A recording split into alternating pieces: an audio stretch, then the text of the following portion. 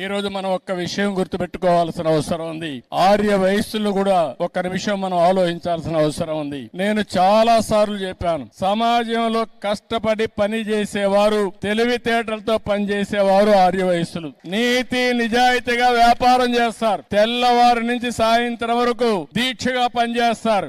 అదే సమయంలో సంపాదించిన డబ్బులు, కొంత డబ్బులు ఏదైతే ప్రజల సేవకు ఖర్చు పెట్టే ఏకైక కులం ఆర్య వయస్సులు అని చెప్పి కూడా నేను మీకు తెలియజేస్తున్నా. ఇది ఇప్పుడు వచ్చింది కాదు, వాళ్ళ బ్లడ్ లోనే వచ్చింది, వారసత్వంగా వచ్చింది. ఎక్కడ అవినీతి చేయరు, అవినీతి చేయాలని ధ్యాస లేదు, కష్టపడి సంపాదిస్తారు. అందులో వాళ్లకు తోచిన విధంగా దాన కార్యక్రమాల కోసం, ధర్మ కార్యక్రమాల కోసం వెచ్చించే వ్యక్తులు ఆర్య వయస్సులు అని చెప్పి కూడా నేను మీకు తెలియజేస్తున్నా. వారిని మనస్ఫూర్తిగా అభినందిస్తున్నా. వారు కూడా ఇప్పుడిప్పుడు కొద్దిగా వ్యాపారాలు, పెద్ద వ్యాపారాలు చేస్తున్నారు గాని ఒకప్పుడు చిరు వ్యాపారాలకే పరిమితం అయ్యారు. ఎక్కడన్నా కిళ్ళీ కొట్టు ఉంటే ఆ కిళ్ళీ కొట్టు ఆర్య వసూలు తప్ప వేరే వాళ్ళది కాదు. అన్ని కొట్టులు వేరే ఉండేటివి. ఇప్పుడిప్పుడు కొద్దిగా ఆ కిరాణా కొట్లు కూడా వేరే వాళ్ళు పెట్టేసే పరిస్థితికి వచ్చారు. కాబట్టి ఇవన్నీ కూడా మల్టీ ఛానల్స్ వస్తున్నాయి, మార్ట్లు చేస్తున్నాయి, షాపింగ్ మాల్స్ వస్తున్నాయి, అనేక ఇది వచ్చాయి. కానీ ఎన్నో సార్లు చెప్పాను,